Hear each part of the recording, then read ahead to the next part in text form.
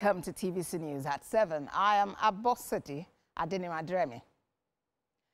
We are staying with the ongoing dispute between the Petroleum and Natural Gas Senior Staff Association of Nigeria, PENGASSAN, and the management of the Dangote Petroleum Refinery.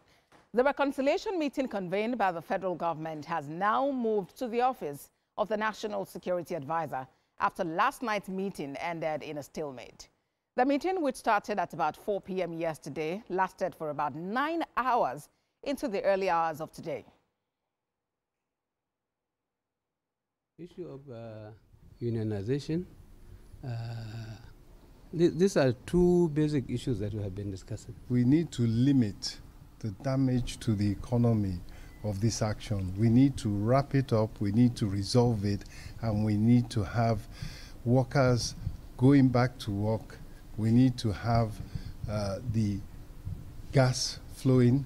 We need to have crude flowing as inputs into production, which is where the economy is arrived at right now, where we are able to add value, where we are able to grow the economy, and we don't want that momentum to be broken. And that's why you see us here for 9 hours trying to resolve just one knotty issue, as the Honourable Minister for Labour and Employment has said. Some of these people are trainees, and you said they have committed sabotage.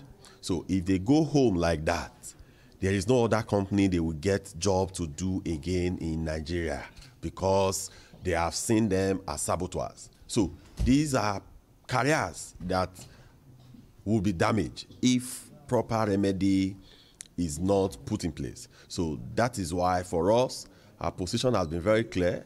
You have to reinstate these people. At the core of the dispute is the unionization of workers at the Dangote Petroleum Refinery, followed by the controversial dismissal of more than 800 engineers. In response, PENGASSAN launched an industrial action demanding their reinstatement. The management of Dangote Refinery insists the move was part of a broader restructuring exercise. Now, some residents of the Federal Capital Territory spoke to TVC News on their expectation as discussions between PENGASSAN and the Dangote Refinery continue. Like every other Nigerian, he has the right to hire and fire. You don't tell Dangote what to do, as long as he's operating within the regulated laws, the laws regulating labor in Nigeria. When people at the top are fighting, it definitely affects us at we are the grassroots, So I believe they should all work on whatever their dispute towards themselves. We are the masses. We suffer for it. But the rich, they are very, very happy to see how we are suffering. How do they feel about the poor? They sack the 800 workers. They don't sack the 800 workers. The suffering continues. Those ones that they sack, what do you think is going to happen to them? They will be on the road. They will be on the streets. They will start to rob. They will be killing innocent souls. Joining me on TVC News at 7 for more updates is TVC Chairman of your state and former National Financial Secretary of PENGASSAN, Bosun Labi. He joins me in the studio in Lagos. Mr. Labi, when we spoke yesterday, you expressed optimism about the tripartite meeting between the federal government, union leaders and Dangote Refinery. But it ended in a stalemate after 9 long hours. Now it resumed in the office of the NSA. What should we expect? Yeah, thank you for having me again this evening. And before I respond to that, I would like to quickly comment on what we consider to be frivolous, unguarded, and totally undistinguished comments made by Senator Aliu Ndume concerning this matter, saying that because Dangote Refinery is a private organization, so it should be allowed to do what it wants to do with workers. We consider this totally wrong and absolutely undistinguished from a man that is supposed to be an example. And I would like to use an example, a very specific one. Today, he was talking about the teachers or the lecturers in private institutions not joining ASU. And I would like to use Afe Babalola University as an example, owned by the distinguished chief, Afe Babalola.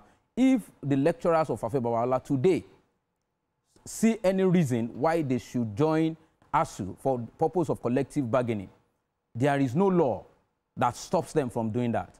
And the owner of Afe Babalola University will not, by any means, stop them from doing that, because he knows that there is no law anywhere in the world that stops them from collective bargaining, irrespective of the fact that Afe Babalola and other private institutions are private. So we would like to quickly address that, and also use him to address so many other people commenting on this matter, that they need to actually get information and need to really educate themselves before making such a frivolous and unguarded comment. So now to your question about the meeting of yesterday. The feelers we are getting from the meeting, just like the Minister for Finance, Chief Wale Edun, said, that there is still a knotty issue. And the knotty issue is nothing but our demand that those members must be reinstated.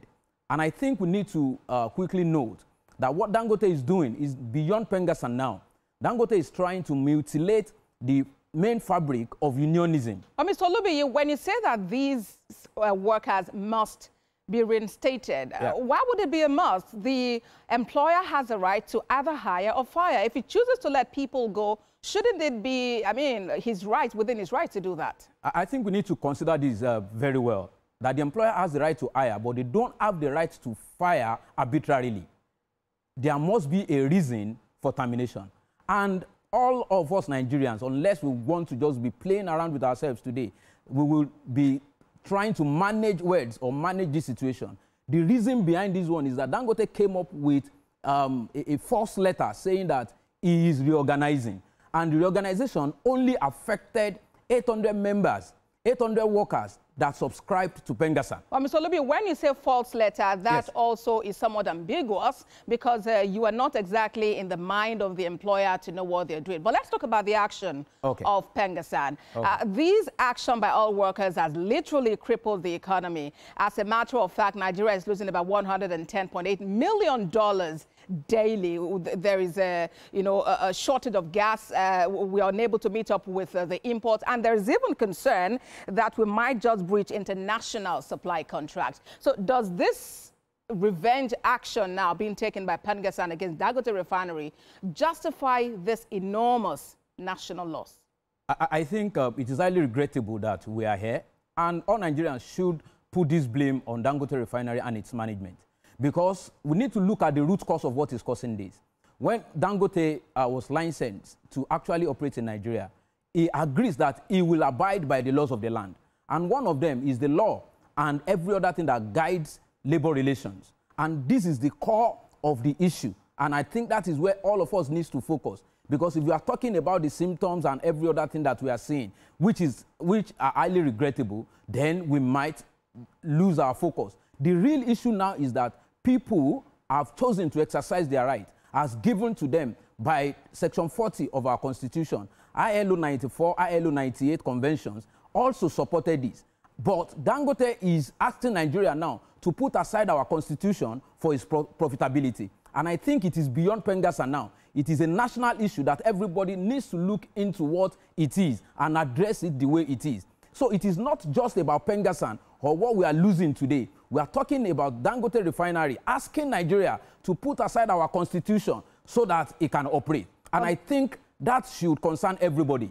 And I think everyone needs to look at that and do and say the right thing. So everything we are losing today, whatsoever is happening today, should be blamed directly on Dangote and not PENGASSAN. The reality also is that Nigerians who have nothing to do with what is going on are bearing the brunt of this action. And I really do hope that the meeting ongoing in the Office of the National Security Advisor will come up with an amicable resolution, and Nigerians can go about their businesses without fear or any forms of concern. TUC Chairman Oyo State and former National Financial Secretary of PENGASSAN, Bosun Olubi, thank you for your time on TVC News. Thank you. At 7.